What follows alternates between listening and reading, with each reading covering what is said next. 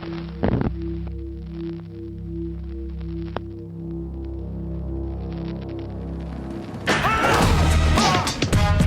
Bond.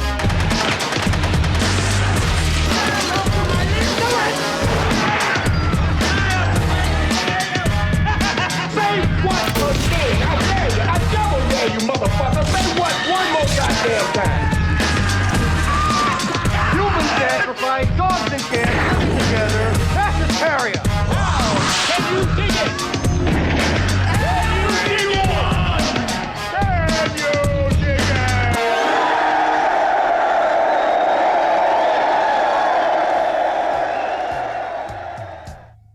Hey guys, welcome back to the Lucid Nightmare. I'm your host as always, Jay Schatzer. Today I've got an interesting old Disney flick.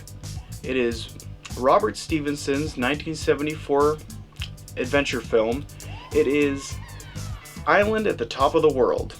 And guys, it's pretty interesting. It's a very visually impressive film. But not many people have heard of it. It took me a while to hunt this one down, but I got it, watched it, loved it, so here it is. Here is Island at the Top of the World.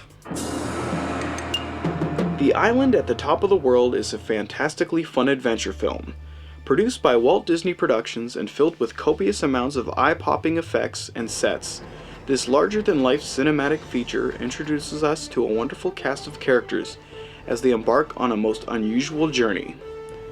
Overflowing with entertainment value and awash in adventurous exploits, The Island at the Top of the World is a fun-filled family adventure film that really is a feast for the eyes.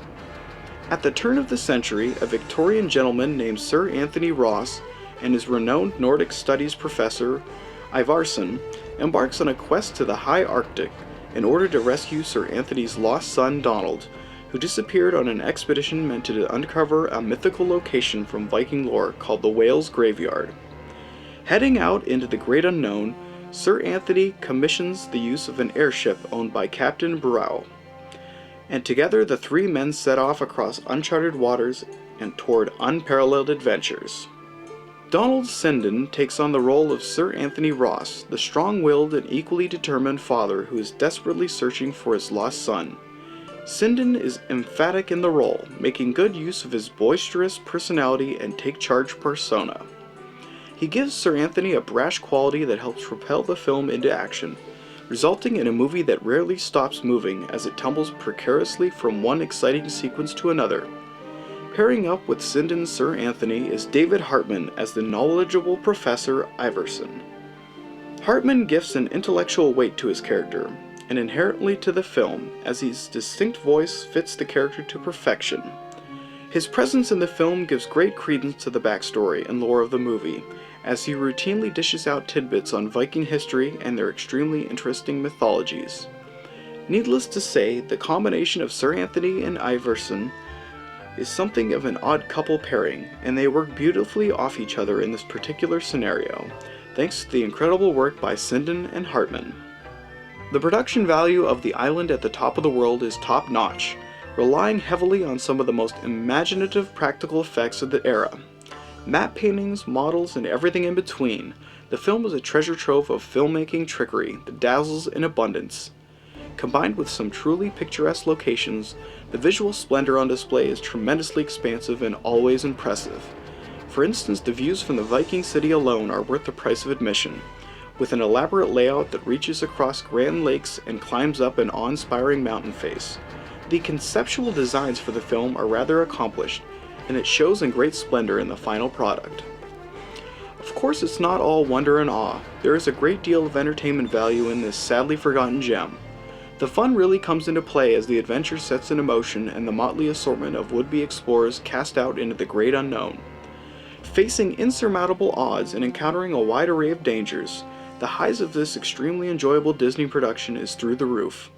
An ancient lost Viking civilization, a forgotten world, and an encounter with a gang of uncharacteristically vicious killer whales are just a few of the wonders on display. And when you add it all up, you have a recipe for one hell of a good time. Not to mention the film has a bevy of characters that really make you care about the story. In the end, The Island at the Top of the World is just plain old family-friendly fun, with adventure to spare. The Island at the Top of the World is without a doubt an unappreciated adventure flick which is highly entertaining and endlessly imaginative. Based off of the mythical lore found in Viking cultures and crafted by Disney artisans, the production benefits greatly from the cornucopia of talent and topics on hand. Infused with a whimsical sense of adventure and brimming with constantly energetic characters, this is one film that truly wears its heart on its sleeve. Donald Sinden and David Hartman do a fantastic job in bringing the film to life, and each one of them fits their individual characters like a glove. With all of the outlandish events and over-the-top antics swirling around them, they do a commendable job in rolling with the punches and giving the film the perfect balance of whimsical flair and sincere representation. As far as family-friendly adventure films go, The Island at the Top of the World is among the best, providing enough talent in front and behind the camera that it can be only one thing, and that's entertaining. This flick is without a doubt an underrated Disney dish. And there you have it, guys. The Island at the Top of the World. Just a rare, underrated flick that not many people know about, but you gotta check this one out because it's just flat out entertaining. But that's it for me today, guys. I hope you enjoyed that one, hope you learned something, and I hope you like what I'm doing here. If you do, please like and subscribe. And if you have time, leave a comment below because I'd love to hear from you. But until then, I will see you at the next movie review. Take care.